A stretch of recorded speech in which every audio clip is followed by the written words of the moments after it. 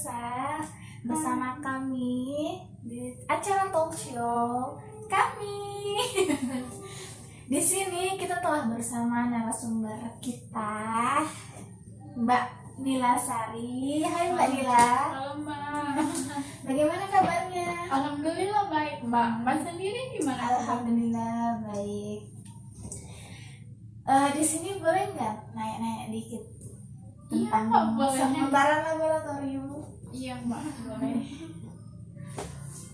Gini nih Mbak Nila, kan Mbak Nila mungkin sudah banyak ya melewati fase-fase di mana kasus-kasus pemeriksaan laboratorium tentunya.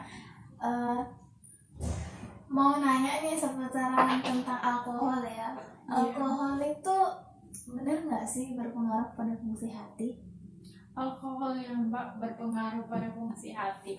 Iya. Sebelum ke pengaruh alkohol terhadap fungsi hati, awalnya kita harus tahu dulu Ya. apa sih fungsi hati itu. Kemudian apa alkohol itu kan Mbak. Iya. Jadi hati itu kan merupakan organ paling besar di dalam tubuh kita, ya kan? Jadi bicara soal hati nih ya. Ya. Jadi hati itu merupakan organ paling besar di tubuh kita. Kemudian kerjanya juga itu paling berat. Salah satu fungsi hati itu mengelola zat makanan yang akan diserap oleh usus. Coba, dia mengelola zat makanan yang akan diserap oleh usus. Kemudian dia juga menyimpan dan pembentukan zat yang diperlukan oleh tubuh. Setelah itu, dia juga berperan dalam penetralan obat atau racun yang masuk ke dalam tubuh kita, Mbak. Kemudian alkohol, kita kan ketahui sendiri alkohol itu kan sifatnya racun ya Mbak, hepatotoksik, sangat racun untuk hati kita. Jadi kalau misalnya ditanya pertanyaannya, alkohol berpengaruh nggak sih sama fungsi hati? Kerja fungsi hati berpengaruh, malah sangat-sangat berpengaruh. Jika kita mengonsumsi alkohol secara berlebihan Mbak, itu dapat menyebabkan perlemakan pada hati kita. Kemudian jika kita mengonsumsi alkohol secara terus-menerus dalam jangka waktu yang lama, itu dapat merusak jaringan-jaringan hati, membuat jaringan-jaringan hati mati, akhirnya menyebabkan sirosis hati. Sirosis hati, kemudian jika tidak ditangani dengan baik, sirosis hati ini dapat berubah, maksudnya ini lebih ke tahap yang berbahaya atau yang kita sebut kanker hati. Jadi itu sangat berbahaya sekali ya. Iya, itu sampai dapat menyebabkan kematian loh Mbak. Bayangin aja kalau misalnya kita udah kena kanker hati tidak dapat melakukan fungsinya dengan baik, sudah tidak ada organ yang mendetoks, itu kan gimana? Kerja kerasnya hati ya. Racunnya kan nanti jadi tersebar ke seluruh aliran darah kita. Makanya hatinya dijaga. Dengar tuh guys, Teman-teman yang hatinya masih dijaga. hati ya, liver, bukan hati. Bukan hanya yang dijaga, hati kesehatan juga harus dijaga. Iya, liver. Jadi untuk teman-teman yang masih mengonsumsi alkohol, dimohon untuk berhenti ya, agar hatinya tetap baik. Kesehatan hati tuh penting loh guys. Penting sekali.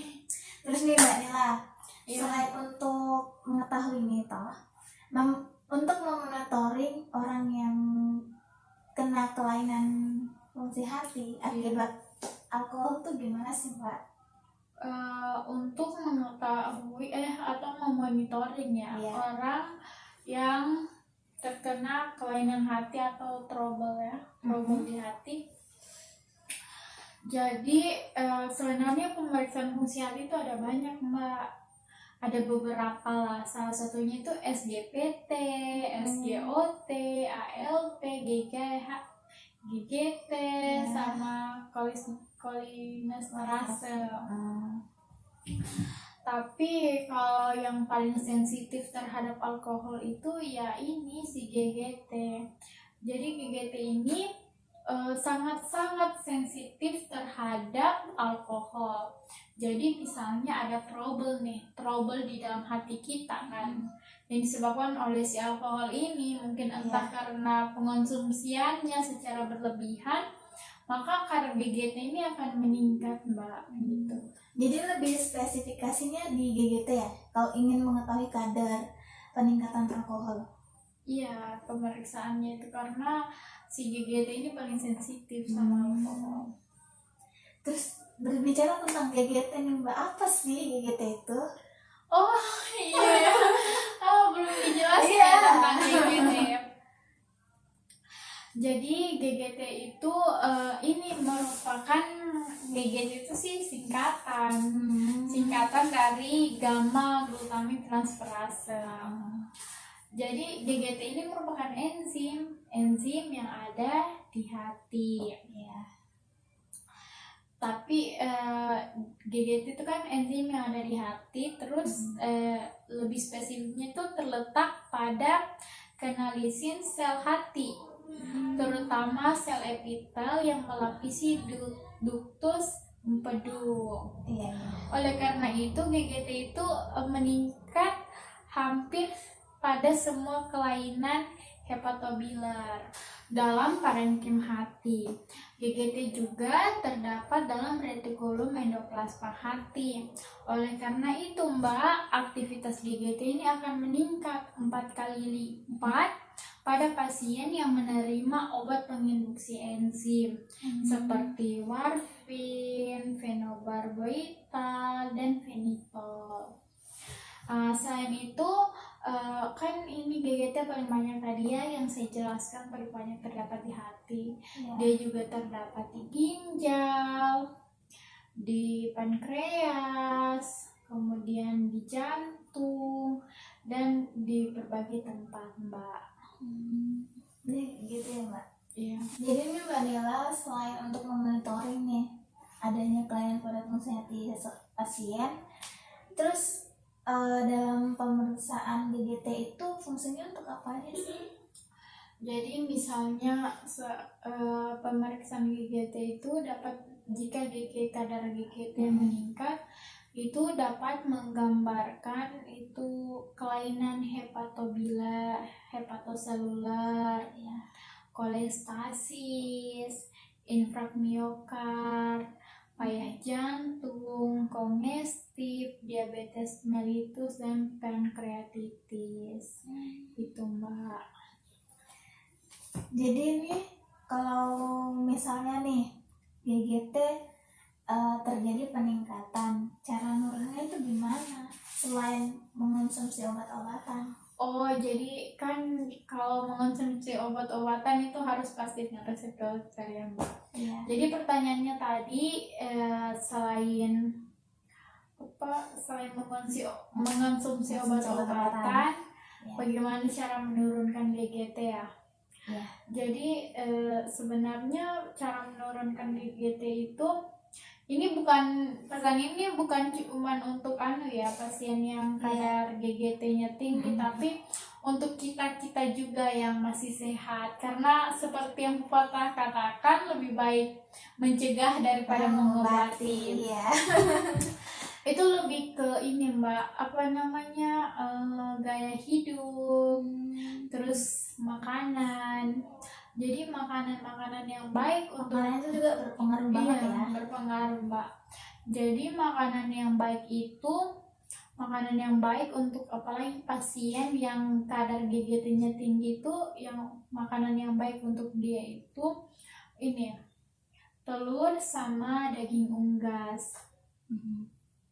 Jadi pasien-pasien itu lebih baik jika memperbanyak memakan telur dan daging unggas, karena jenis makanan ini banyak mengandung antioksidan Mbak. Antioksidannya yaitu glutathione yang dapat mengurangi kadar GGT di dalam tubuh kita, di dalam aliran darah kita Mbak. Kalau bicara soal kadar nih, terus kalau buat nilai rujukan sendiri untuk pria wanita apakah berbeda? Iya Mbak, pasti. Oh. Untuk nilai rujukan itu sebenarnya bukan hanya di GGT sih, pria dan wanita itu berbeda. Pada pemeriksaan ini laju endapan darah, jumlah eritrosit maupun leukosit itu pria selalu lebih tinggi ketimbang wanita untuk range nilai rujukannya ya. Karena mungkin dari faktor fisiologis, anatomi tubuh, itu kan pria selalu memang lebih besar dari wanita Mbak ya. Dan untuk nilai rujukan sendiri, nilai rujukan GGT ini pada wanita itu ada di range 7 sampai 32 unit per liter.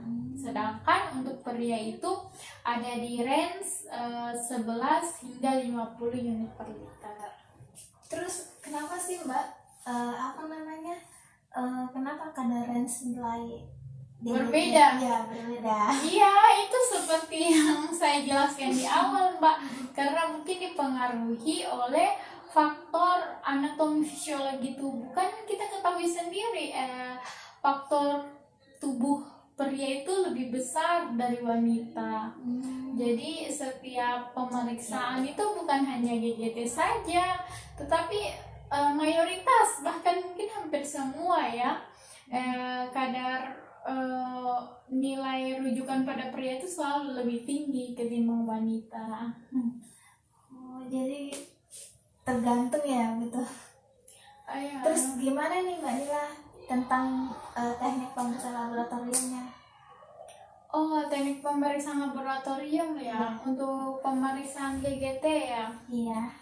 Jadi pemeriksaan GGT ini dapat dilakukan secara kinetik substrat Mbak. Yang paling banyak dilakukan dalam analisis GGT itu sendiri gamma glutamik penitoanilin. Ini residu gamma glutamik dipindahkan ke glisin-glisin dan melepaskan penitroanilin. Kemudian warna yang terbentuk itu Mbak diukur menggunakan fotometer pada panjang gelombang 405 sampai 420 nanometer. Oh, jadi pada tiap pemirsaannya tuh jadi seperti itu ya Mbak? Iya, dia menggunakan fotometer Mbak. Oh, spektrofotometer. Iya, terus nanti di fotometernya itu akan hasilnya itu dibaca pada range panjang gelombang antara 405 sampai 420 nanometer Mbak. Oh, jadi seperti itu ya Mbak Nila. Iya Mbak. Menarik juga ya ternyata di laboratorium itu. Ya, begitulah Mbak, menarik. Dan mungkin banyak juga sih anunya bahayanya, karena kan kita juga terpapar langsung, bahaya ya kan, terpapar langsung oleh sampel-sampel pasien. Jadi harus safety tiap hari. Iya, safety. Apalagi di zaman COVID seperti ini. Wah, zaman COVID Masya seperti ini, Allah. kita harus menggunakan APD-nya lengkap sekali Mbak. Jadi terima kasih banyak ya Mbak Nila sudah berbagi sharing-sharing Iya, Mbak, tentang sama-sama, Mbak. laboratorium.